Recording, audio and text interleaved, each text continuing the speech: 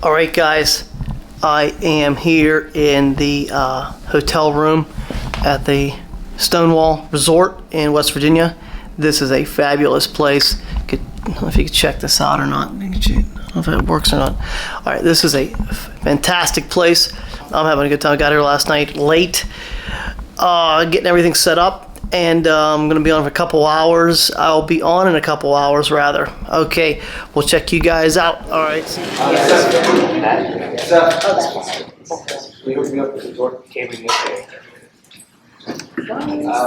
Before everybody's back, looks like we're pretty full. Awesome. All right, so thank you so far. For being engaged the first half. That was awesome. Next we have David here. And I don't want to butcher his last name, so I want to stick with David. And David is going to speak on some management. Items. And then we'll get into our awards, like I said, and then we'll do lunch and fun. So thanks, guys. Round of applause for David.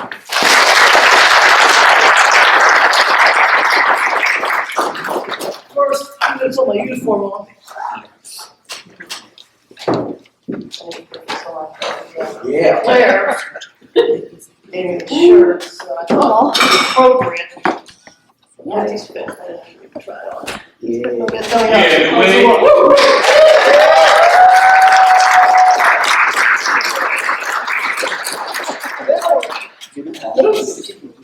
My name is David Loshelder. And I am from Pittsburgh, and I want to tell you a couple stories. And actually, you mentioned motivation, but I'm actually a strategist. And I've been working with managers, supervisors, directors, executives for about 20 years now. And I really want to have you understand that you have the most important job and the hardest job. Because anytime you're working with people, that's the hardest job. Operations, you can figure out. People, it's a little more difficult because it varies. Okay, so my goal for you today is to walk away with a lot of strategies, or at least 3, that you can use when you leave here. Okay? So what I want you to do is not to get too comfortable, because the first thing we're going to do is I'm going to ask you a few questions. And I'm going to have you move. Okay? So here it is. Now, this could be interactive. If you have any questions in between, fine. Just mark them out here. But here's what we're going to do. Here's the first question. I was going to save this for the last thing, but I was like, after I heard these guys, you guys are fantastic. Yeah, I got to tell you, like, when I was a manager years ago, director of a large nonprofit, I never ever got this thing. And it was so frustrating because I wasn't able to kind of learn the ideas and the strategies and the ideas of how to manage, right? So I think what you're learning is you're learning what other managers don't. This is not taught everywhere. So about 17 years into it, I walk in on a Tuesday morning, and guess what? I get to see an HR. Oh, really? So I walk down HR at 9:30. I see the senior director, the HR director, and their other crony. I sit down. He said, Dave, your services, your job is no longer. Thank you. I went from salary to 0 in like 3 seconds. And I was so angry, you have no idea. You might have an idea. But I was so angry, and I thought to myself, what happened? Now, mind you, it wasn't just me. It was 50 other people that also lost their job that week. They cut middle management out. They just took a slice out. They had to save millions of dollars, so what did they do first? They just sliced us out. Didn't matter how hard I worked, didn't matter how good I was, we were gone. So I thought to myself, this is a leadership problem. Because if they would have listened to what we had to say. This might have not happened. And so what I did was I said, you know what, I'm going to start a company, and I'm going to teach managers and leaders what I didn't learn. And what I did was I started to study a lot of things. So I became a Six Sigma Black Belt, culture change and engagement specialist. I have a lot of other a DISC certified trainer, all these different things. I put it all together as an I'm going to make sure that people learn this. So the first thing we're going to do, I want you to answer, are you outgoing or reserved? Okay? Now with this sheet coming, you'll see this sheet, the one that has a little circle on it. I want you guys to take a look at this. I want you to get your pens out, and on the circle, can you see outgoing or reserved? Now, if you're 51%, it doesn't matter. Just pick one. You can't say both.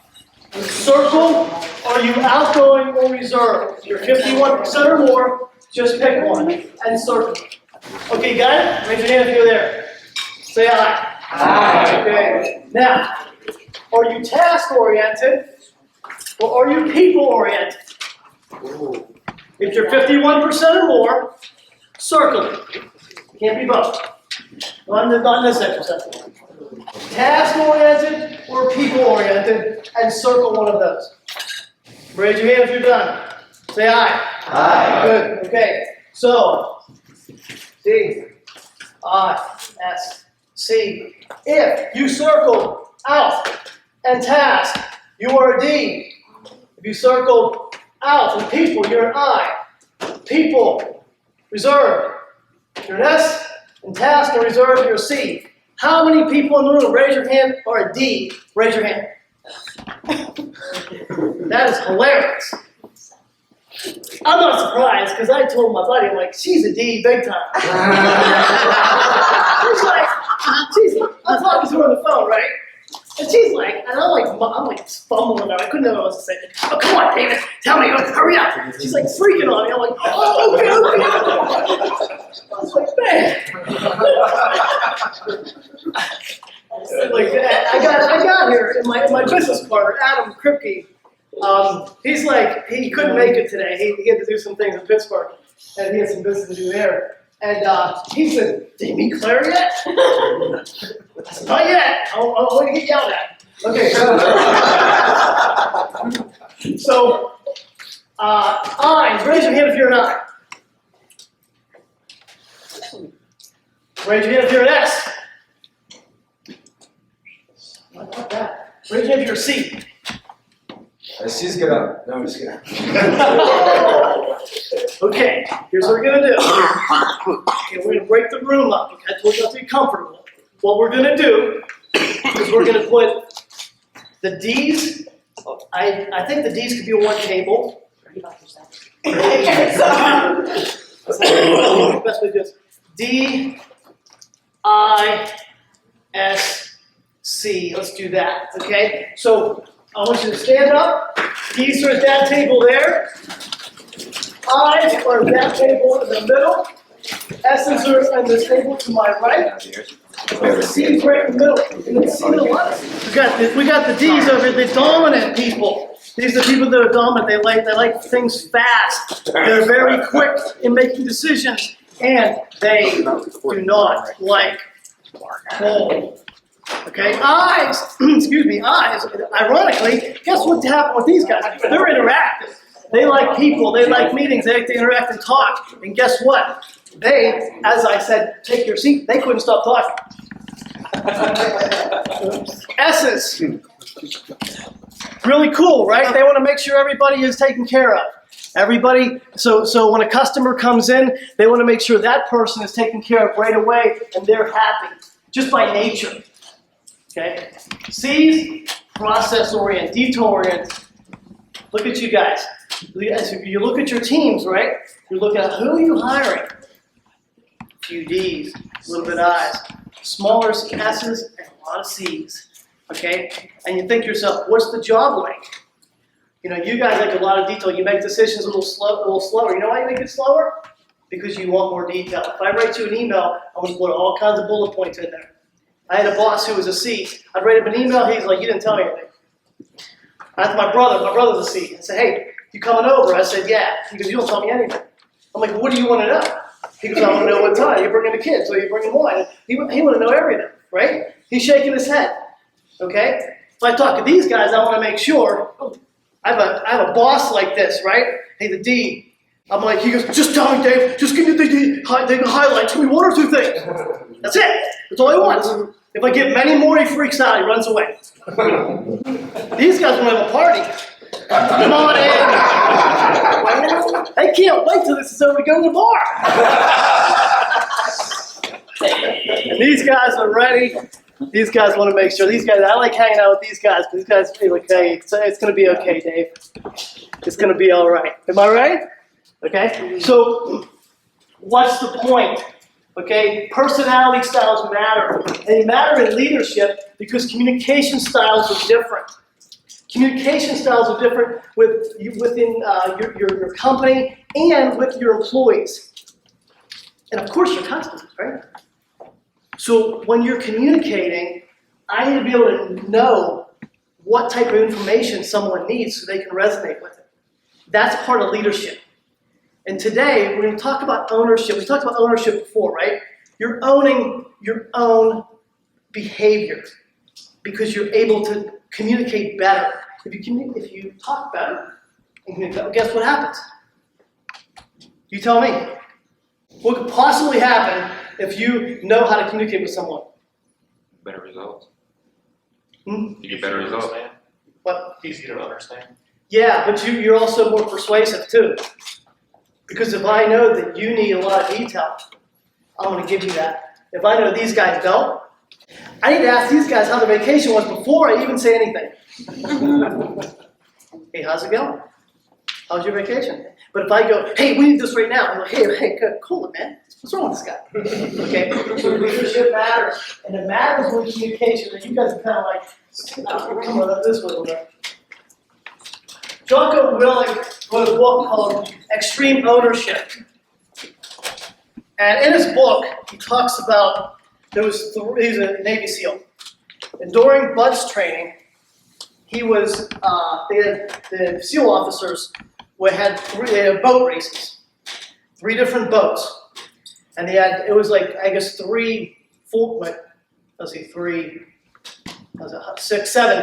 people on each one. And they would race and come back.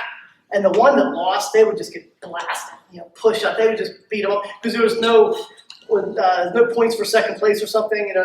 The only easy day is yesterday and all those things, right? And so they raced and raced and raced, and the boats keep first, second, third, the same boats in the same order. Finally, he said, they were just screwing around. They said, take that leader, the leader of the boat, put the leader on the worst, the loser's boat. And they switched them. They raced again. Guess what happened? The last place boat, it was always losing, was now first place. Same people in the boats, but the changing the leader made the difference between winning and losing. And so that was a testament of, because all the guys are studs. They're all studs, but the leadership mattered at that point. So today we're going to talk about that. We're going to talk about leadership and how you can own it. So like I said, I have a degree out of Penn State. I have a master's degree at Duquesne University. I have a Lean Six Sigma Black Belt. I'm a certified trainer. I'm also certified as the Symptoms Facilitator and Culture Change and Engagement. Here's the question. How can I improve as a leader? How do you do that? Give me one thing you can do to improve as a leader. Just spitball. What do you think that would be? Listen. Another one. Admit faults. Communication. Admit faults. Admit faults. Be accountable to your own actions. One more. Observe. What? Guidance. Got it? Okay. So let's do this. On your sheet, I know I'm throwing you guys around the room a little bit, but on your sheet, what I want you to do now is I want you to take the commitments rating scale, the other one, there's 10 questions. And I want you to just read through those and rate them and score those as fast as you can. Don't think too much about it, but just score it. When you're done, just put your hand up.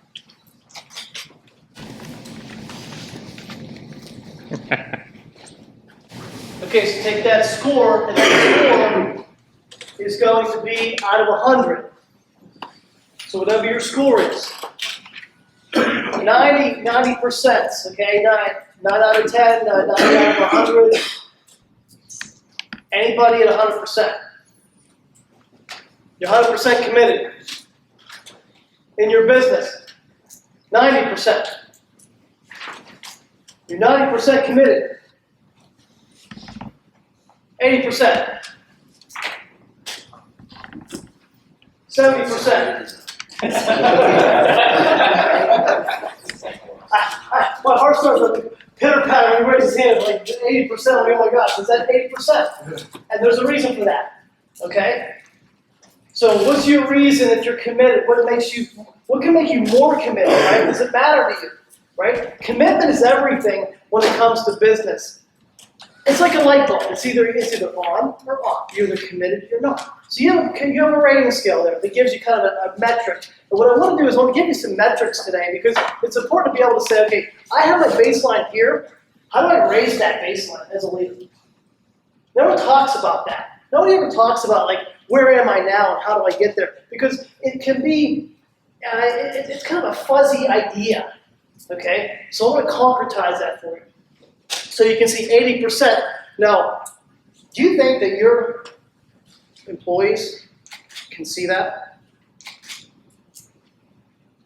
Do you think your employees can see the passion and commitment that you have? Yes or no? Yeah. Oh, unbelievable. Guess what? When you say something, multiply it times 10. When you say something to your employees, they look at you and they hear it 10 times what you think you said.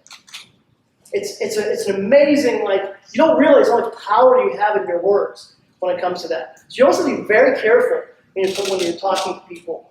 Because, like, employees they're nervous. Everyone's nervous, okay?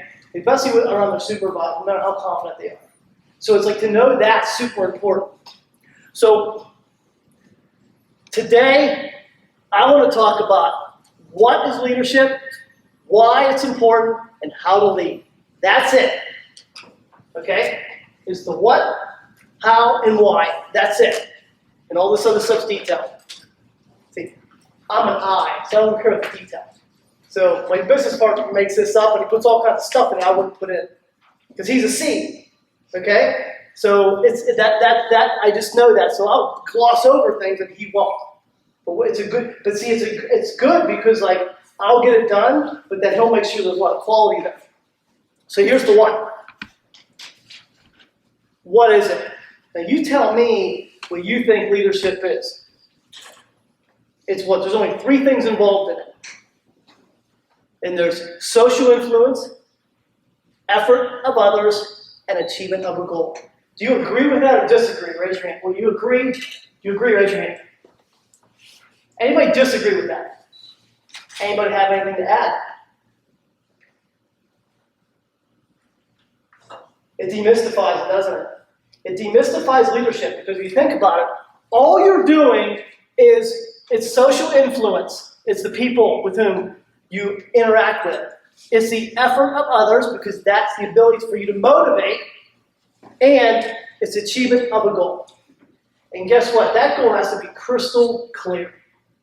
Because no one's going to know what's going on unless you're crystal clear. Okay? Am I making sense? Is this good? Yeah. Okay. So, here's a question for all you guys. I'm going to open this up for discussion. I want to know what you think about this. Are leaders born or are they made? Made. Tell me why. What makes them made? We have to learn from somebody. Go Trial and learn. error. Say again? Trial and error. Trial and error? Go learn from somebody and trial and error. Anybody think they're born? Yeah. I think so. You think they're born? No, I think it's a big part of it being born. I don't think that you can just, because you can learn the character traits, but it doesn't mean you're going to apply them to your life. Okay. I feel like if you're born, it's just something that's in you. It's just something that's part of your DNA. Okay. And there's research around that. It's called trait theory. Okay. Trait theory in leadership, where there's an argument. Okay. That there's an argument between being able to be trained and having the natural characteristics of a leader. All right. So it doesn't. So what's this all mean, right? It's like, oh, well, I wasn't born a leader, so I can't be trained. But that's not true. Or were you born a leader and you can't be? Either, you see what I mean? Like, so you have to think about that. So this is important to know because, like, when you are developing your leadership skills, the research lends it to more like you can be trained. Having the characteristics genetically is great, that tendency, that propensity, but it can be trained. You can learn how to do it. And that's why we're here today. So here's another exercise. On your sheet, I want you to write, and you guys can talk about this together. I want you to write benefits of, I think it's 5, right? Right, at least 5 benefits that can come from skilled leadership. If you guys want to talk about it and just write, and discuss it as well, that's fine with me. I'll give you 2 minutes. Hurry. All right. Okay, let's start with the D's. The dominant personality style. Guys, what did you come up with? And listen to this. Let's look at the differences between the two, okay? Or the 4 round. It'd be interesting. Just notice the differences in terms of what you come up with. What did you guys come up with? Opportunity. Opportunity. Yeah. And creating future leaders. Creating future leaders, which is training. Anything else? Financial and organizational success. Financial organizational success. Clear expectations. Clear expectations. Quality of life. Quality of life. 5 solid ones, right? Sound good? Eyes. Less turnover. What? Less turnover. Less turnover. Yeah.